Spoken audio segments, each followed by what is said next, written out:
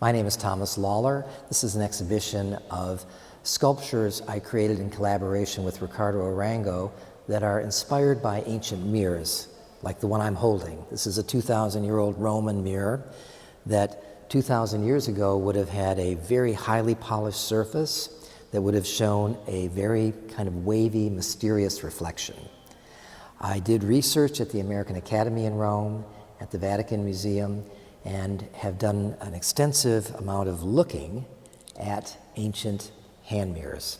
Hand mirrors were most often owned by aristocratic women in the ancient world, and the concept, if you think about it, of reflection was very different from today. Reflection would have been something that people experienced in a fleeting way, seeing your reflection in a pool of water, seeing it in a polished bronze statue, perhaps walking through the Forum in Rome. But it wouldn't be something as common as what we experience today. Even in the thought about reflection, one must think too about how it was used as a moralizing concept in the ancient world, and even there were priests called speculari that would dip mirrors into water, look at your reflection, and predict your health. So it's a very interesting concept for what reflection meant to the ancient world. So I've taken this object and blown it up into what you see in this exhibition. The drawings are works that I did in my studio apartment in Rome over the last 8 years, and I've taken the concept of the mirror, as you see in this piece of the Colosseum, where I have taken the image of an ancient coin with the Colosseum and blown the scale up. Here's an ancient mirror, and there were no ancient mirrors that I know of that were this large. So this exhibition shows my interpretation and fantasy on an ancient mirror. Ricardo Arango, who's a master welder, came up with the concepts for the handles in these mirrors.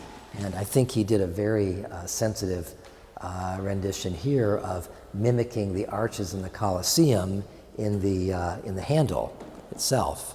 He also does something called MIG welding, and in these pieces here, you can see how this relief is applied through the layering of solder and following the drawings that I do on the discs. So these are MIG welded discs, and he very cleverly put together copper rods for the handle. I carved this stoneware disc of 2 faces, and then of course this would have been what an actual reflective surface would have been like in an ancient hand mirror. So you get this sort of wavy reflection. We've experimented with the surfaces, and in these mirrors here you see we've created a surface where we have melted. I have done the glazed drawings. So these are sirens, the ancient women that warned people of the sea, traveling in the sea. Here's a melted glass surface with a silver rendition of the Colosseum. So the mirror concept has taken various interesting developments over the years, where we've done the MIG welded bas-relief surfaces, but then we've also created discs with a melted glass surface with this kind of imagery. And what I like about this is that if you see the figures here, you get the sense of a reflection almost like Narcissus in water, right? And of course, that was a moralizing story. Men were not supposed to use hand mirrors or look at their reflection, because in the ancient world it was considered corrupting, immoral to do this. And the lesson is the story of Narcissus, right? Who falls in love with himself and is affected by the fate of that. In the center of the gallery, we have a grouping of mirrors, and I kind of like to think of them as almost personifying them. These are like interacting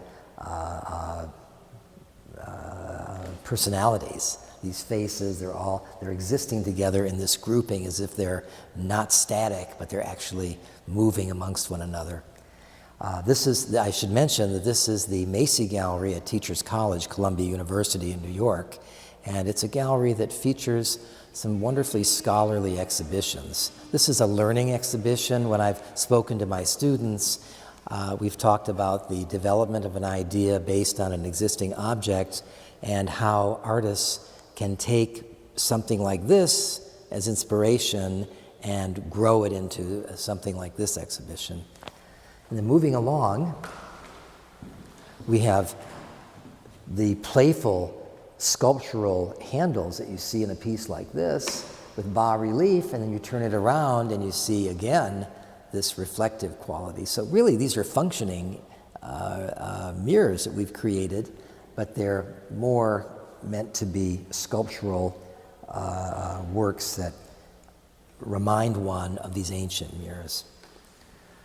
I did these drawings on the north side of the gallery in my apartment in Rome, and these drawings are just sort of ideas, and they're fantasies of what a mirror might be. Most of these never were realized in their conception.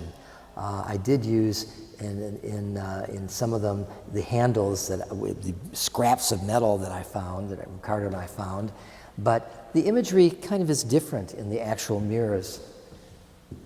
Here you have a piece of a baluster, and I've created these fantasy. Well, the heads are sort of similar to what you see in the gallery. And then on this wall, we selected kind of a Pompeian red to highlight to give the real feeling of an ancient interior. And these mirrors, some of them are actually cast bronze and function like so. You can actually move them around, and they have more of a relationship to the actual scale of an ancient mirror.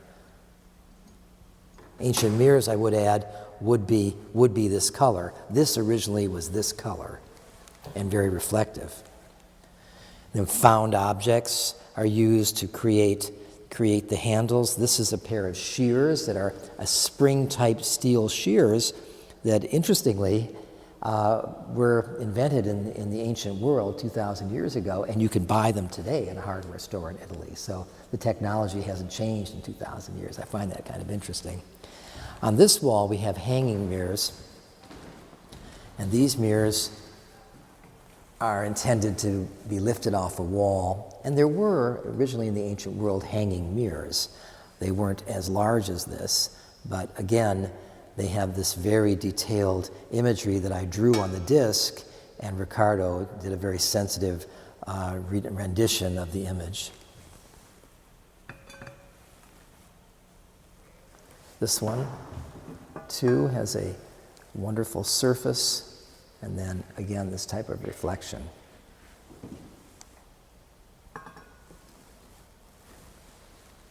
Moving over here to the south side of the gallery,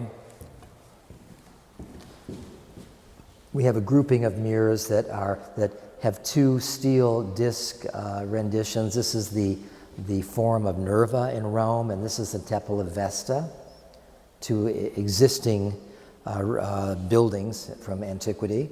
And here is a stoneware disc with a carved rendition of the Arch of Titus and the Basilica of Constantine, again with a reflective reverse.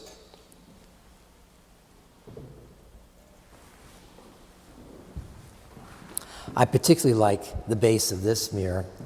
This is the top of a newel post from an outdoor probably 19th century fence around a house. So this is kind of a Gothic feeling here. And then here's the handle. And again, the Temple of Vesta in this rather heavy mirror. These are quite heavy, some of these objects. I think I'd like to close, though, with a comment I received from someone in Rome who's involved in being a curator at the Vatican. And the person said to me, I see what you created based on your study of ancient mirrors in Rome. What is the next object that you'll look at when you next come to Rome and study that will inspire a new show? So thank you very much.